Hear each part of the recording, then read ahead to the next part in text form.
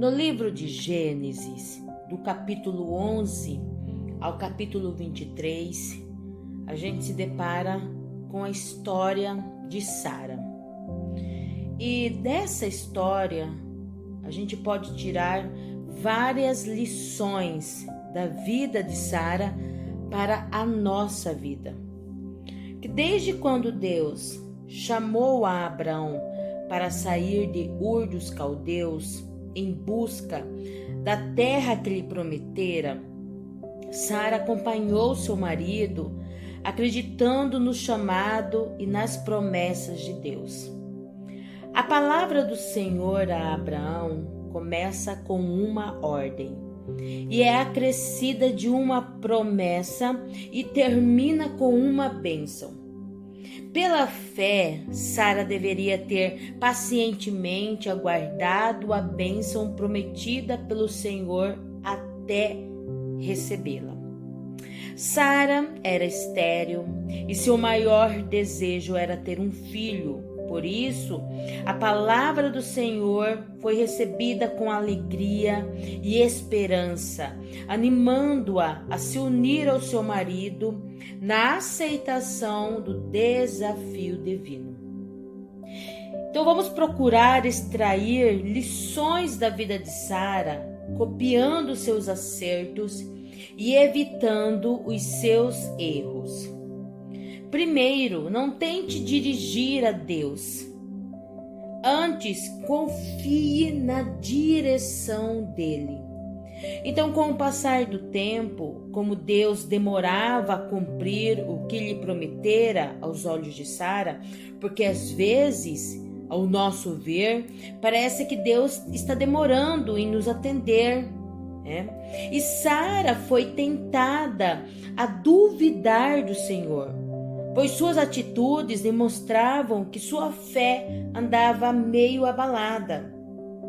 Primeiro, ela tentou dar uma mãozinha para Deus, a fim de ajudá-lo a cumprir sua promessa, arrumando a Agar para Abraão, o que só lhe trouxe aborrecimento e conflitos na vida.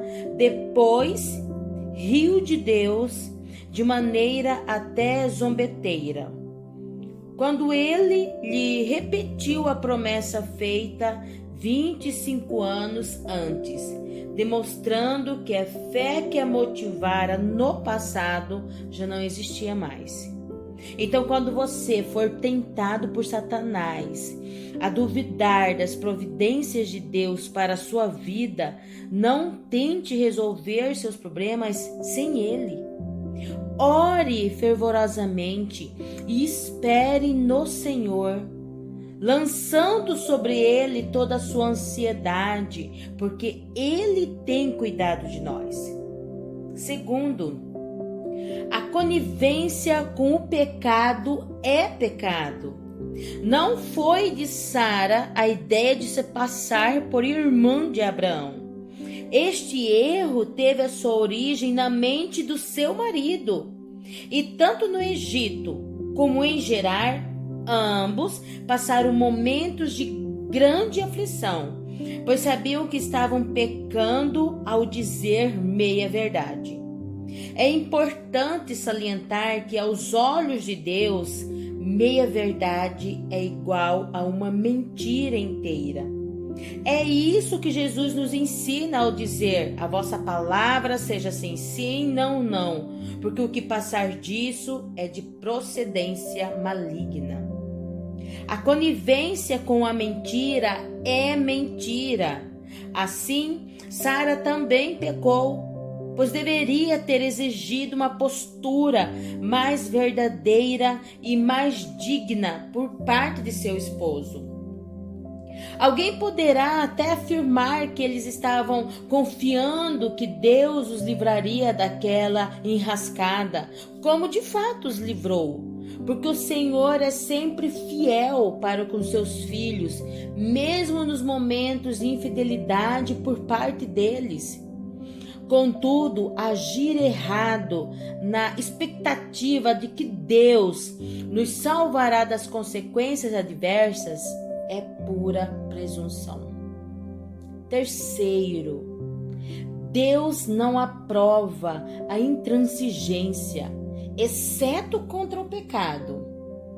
Sara foi intransigente com Agar, apesar de ter motivo para se preocupar com seu comportamento, porém, ao tratá-la com intransigência, esqueceu de que tudo aquilo que estava enfrentando tinha acontecido por sua própria sugestão.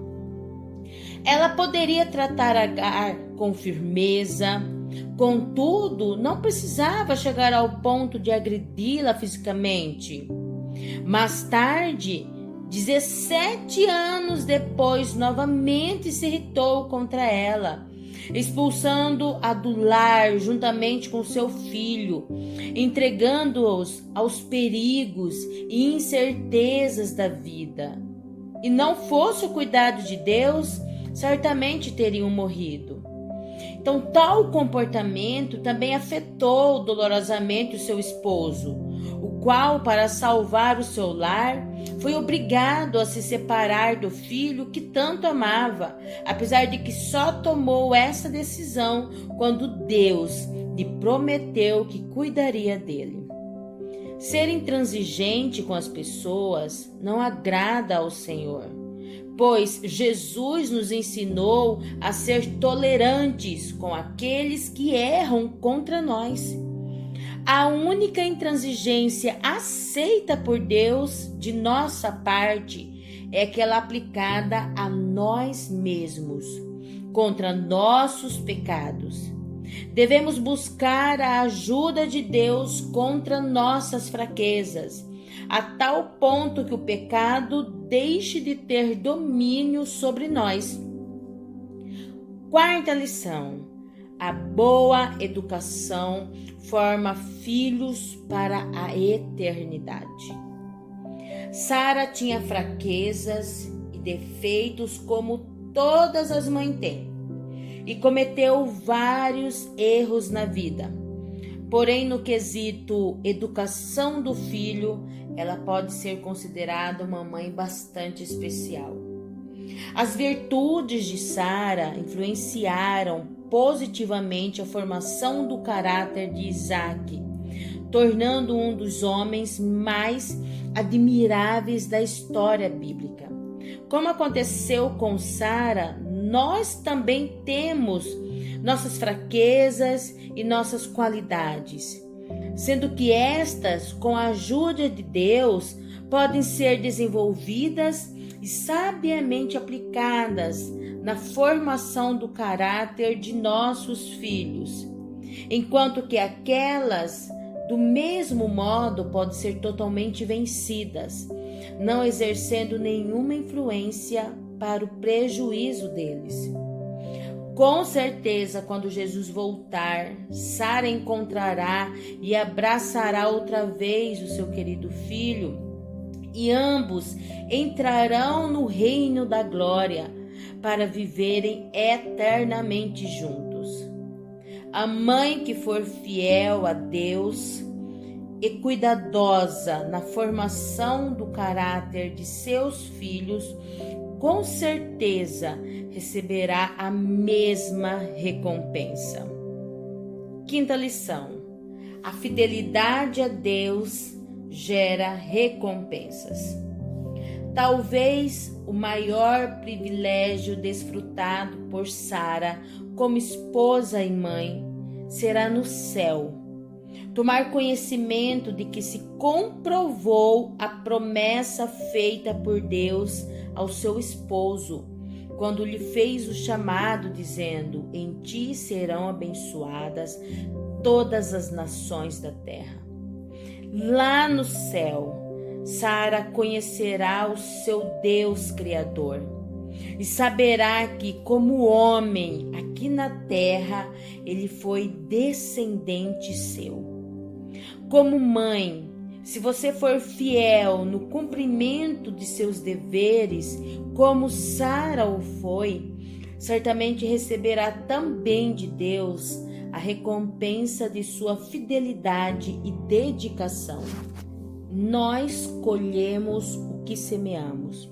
Por isso, na educação de nossos filhos, devemos cuidar dos valores que passamos para eles desde a infância, pois eles serão aquilo que nós os preparamos para ser.